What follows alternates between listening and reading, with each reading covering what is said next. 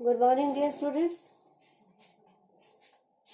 हम पढ़ रहे हैं ऑफ स्टडीज ऐसे, और उसमें यहाँ तक हम 5th पैराग्राफ पढ़ चुके हैं और उसका 6th पैराग्राफ देख रहे हैं।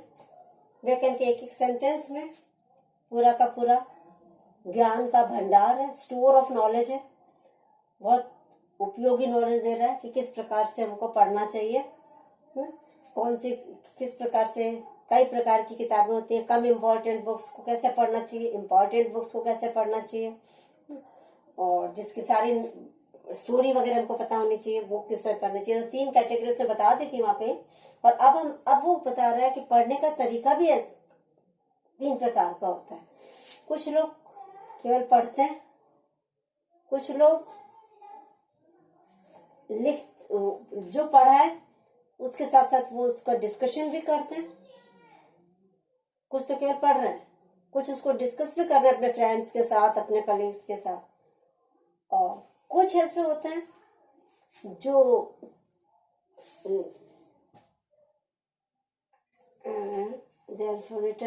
लिख लिख के याद करते हैं। कुछ तो ऐसे होते हैं जो केवल पढ़ते हैं, कुछ कॉन्फ्रेंस करते हैं, बोल बोल के याद करते हैं, मतलब बातचीत करते हैं, और कुछ ऐसे होते हैं जो लिख लिख करके पढ़ाई करते हैं।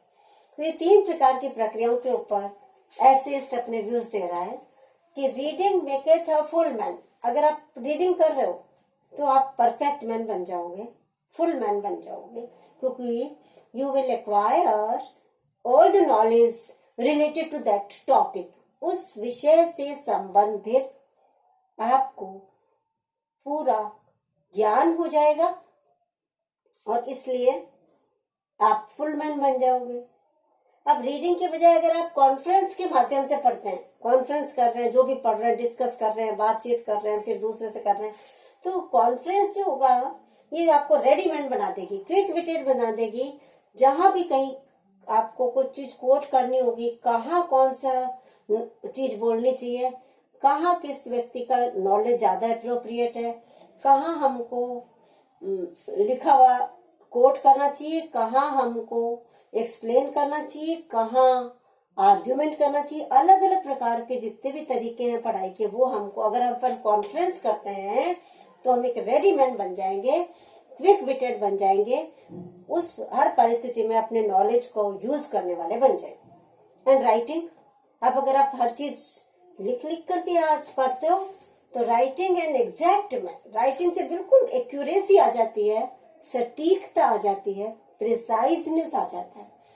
पढ़ने से फुलमैन बन गए, कॉन्फ्रेंस से रेडीमैन बन गए, और राइटिंग से हम एग्जैक्ट मैन बन गए। हर चीज 3 भागों में बांट करके बेकन बता रहा है। तो अब इसलिए 3 भाग हो गए। अगर आपको बिल्कुल सटीक व्यक्ति बनना है, यदि आपको रेडी व्यक्ति बनना है, या आपको फुल मैन बनना है। देयरफॉर, इसलिए यदि a man right a little, क्योंकि लिखने से क्या होता है कि हम एग्जैक्ट मैन बनते हैं और एग्जैक्ट से हमको सब चीज याद भी हो जाती है। तो लेकिन अगर आपकी लिखने की आदत नहीं है, आपको अच्छा नहीं लगता लिखना, तो if a man right a little he had need have a great memory. या तो आपकी मेमोरी इतनी हो, मेमोरी मतलब हमारी याद करने की शक्ति, हमारी मेमोरी इतनी तेज हो कि हमें बिना लिखे भी सारा याद हो जाए। एक बार हम पढ़े, और कई लोगों की ऐसी विट होती है, गॉड गिवन गिफ्ट होता है। कई लोग ऐसे होते हैं जो 4-5 बार पढ़ते हैं तब याद हो पाता है। कुछ लोग ऐसे होते हैं जो एक बार पढ़ते हैं उनको सारा याद हो जाता है। तो कह रहे अगर आपकी मेमोरी शार्प है, यदि आपकी याददाश्त तेज है, तो आप कम भी लिखोगे तो चल जाएगा, ठीक है। तो अगर if a man right a little he had need have a great memory. अब if he confer little, अब वो डिस्कशन नहीं करता, पढ़ता लेता लेकिन अपने नॉलेज को डिस्कस नहीं करता दूसरों से, कॉन्फ्रेंस में नहीं भाग लेता, कॉन्फर नहीं करता, वो बहुत कम जाता है, तो he had need have a present wit, या तो वो क्विक विटेड होना चाहिए, चाहे बातें नहीं कर रहा है तब भी उसको पता है कि कहाँ मुझे क्या चीज बोलनी है।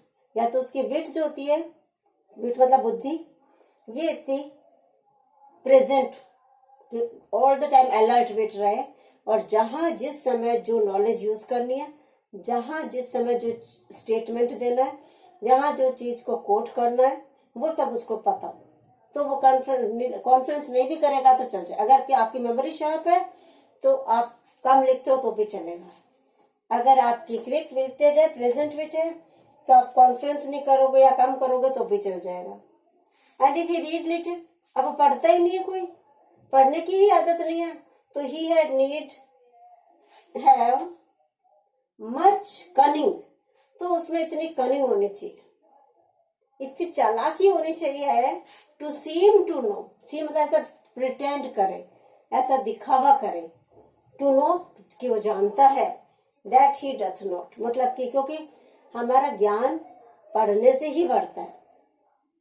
अब अगर आप पढ़ भी नहीं रहे हो तो आप अज्ञानी कहलाओगे, लेकिन या तो आप में इतनी चालाकी हो, इधर उधर से ज्ञान हासिल कर लिया तुमने, देख देख करके, ऑब्जर्व कर करके, और जब किसी मंडली में बैठे हो, लोगों के बीच में बैठे हो, तो अज्ञानी से नहीं प्रतीत हो, ऐसा लगे कि अरे भाई तुम तो बहुत पढ़े हो, क्योंकि तुमने इधर उधर से ऑब्जर्व करके, सुन करके, देख करके ज्ञान हासिल किया हुआ हो। तो जिसकी कनिंगनेस हो, कनिंगनेस काहे की चालाकी हो, कि जो चीज वो नहीं जानता उसका भी वो दिखावा कर सके कि हाँ वह यह चीज जानता है, तो वो सोसाइटी में मूव करने लायक हो जाएगा।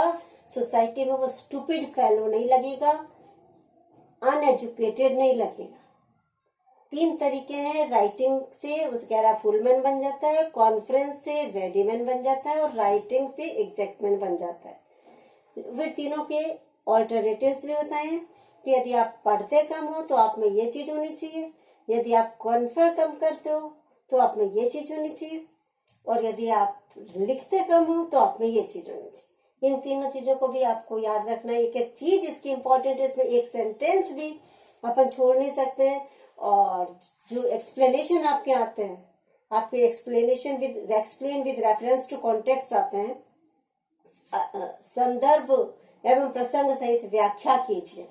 उसमें ज्यादातर ये कई बार आता है ये वाला चीज, ये जो सेंटेंस है, some books are to be tested others to be, क्योंकि इसमें मेटाफर लिया गया, अलग अलग खाने के प्रकार से बताया, अलग अलग किताबों का बताया, और ज्यादातर ये सेंटेंस आपके आता है।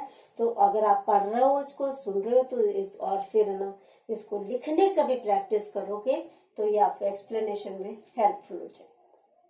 अब अपन नेक्स्ट वीडियो में करेंगे। Thank you.